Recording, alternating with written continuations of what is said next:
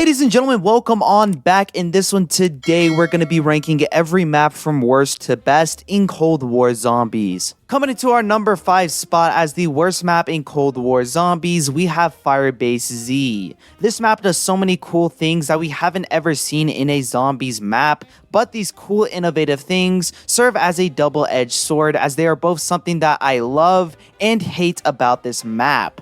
The biggest change was the lockdown rounds, which on one hand were really cool since they gave you a free max ammo and a free score streak for the first time doing them. On the other hand, they can be really annoying to do in the later rounds. After round 30, Orda spawns into the map, and this completely slows down the gameplay. The Ordas take way too long to actually walk into the map, and depending on what guns you use, they can also be incredibly difficult to kill. Not only are the Ordas a huge problem in the later rounds for this map, but so are the Mimics. These guys spawn way too frequently on this map, and they have way too much health. Treyarch even nerfed the spawn rates of these guys a few weeks after the launch of the map, and there are still way too many to this day. The biggest disappointment to this map, however, is the Easter egg. These steps are really mind-numbing to do, and the boss fight isn't really even a boss fight. All you have to do is unload a few clips at an immovable object, and that's it. If you have the right loadouts, you can end this boss fight in a couple of seconds.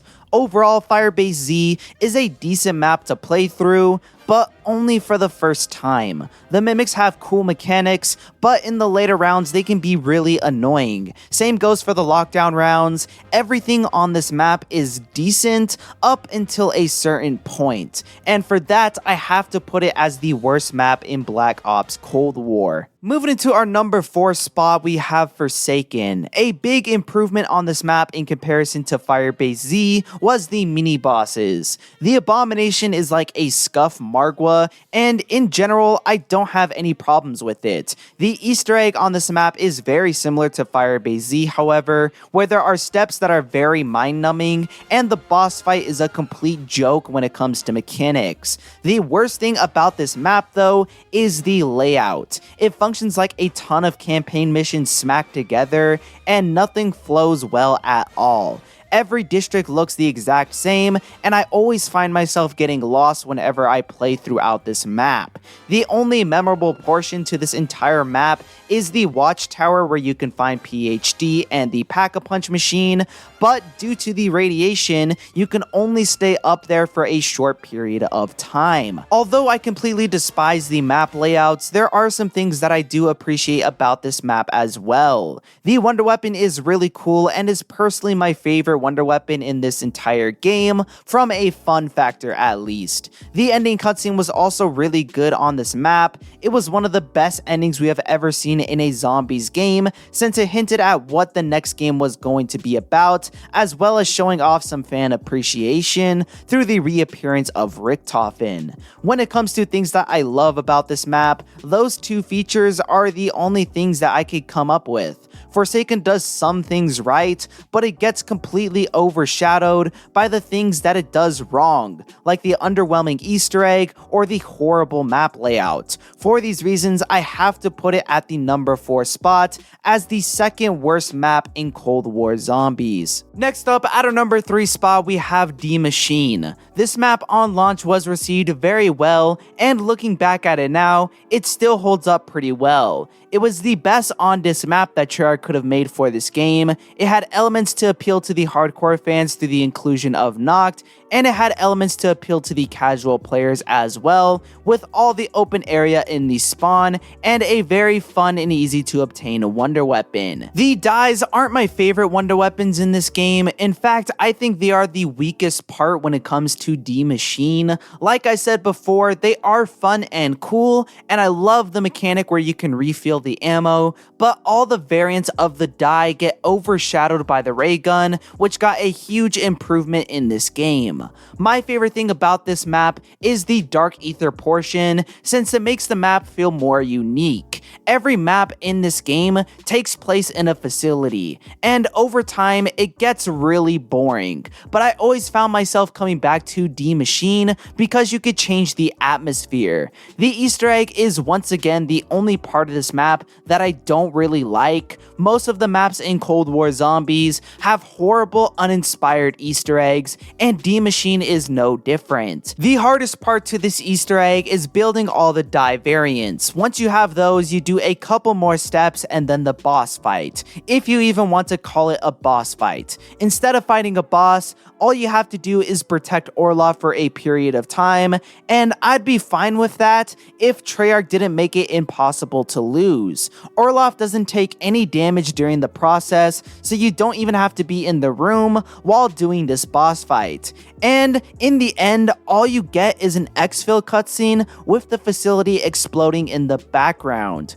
Overall, D Machine does a good job at providing a good enough experience for the majority of zombie players. The only problem that I have with this map is the Easter egg, but other than that, it is a good, solid map. Now, coming into our number 2 spot, we have Outbreak. I know I'm gonna get a lot of hate for this video since Outbreak isn't really a map and it is incredibly controversial, but I decided to put it on this list because it provides the majority of content for Black Ops Cold War. Like I said, Outbreak is incredibly controversial. Half of the community seems to hate Outbreak and the other half seems to love it. I am on the side of loving Outbreak, but I only like Cold War's version because you have a choice between playing this mode or playing normal round-based zombie maps. In Vanguard Zombies, they only gave us Outbreak, which was a huge mistake because Outbreak needs a lot of development to be considered a good mode. In Vanguard, it was clearly rushed and it left a bad taste in everyone's mouth, but in Black Ops Cold War, Outbreak was fully finished for the most part when it first came out, and throughout time, they slowly added in things. A lot of these new features that they added in were so bizarre to the game mode. Features like vehicles, fishing, and loot boxes were all impossible to have in normal round-based zombies. Seeing them in this new game mode was refreshing. Outbreak brings all the wonder weapons from all the other zombie maps, and it makes the game mode feel like a sandbox. The first Easter egg where you fight Legion was actually really well made, as it brought you to completely new locations and put you up against a boss that you had to defeat in a certain amount of time, which has never been seen before in a zombies mode. Overall, Outbreak might not be the best experience, but I disagree fully with people that say it was a bad experience. I'm still unsure about how I feel with Outbreak in the future, since it will most likely be taking the center stage for the mode.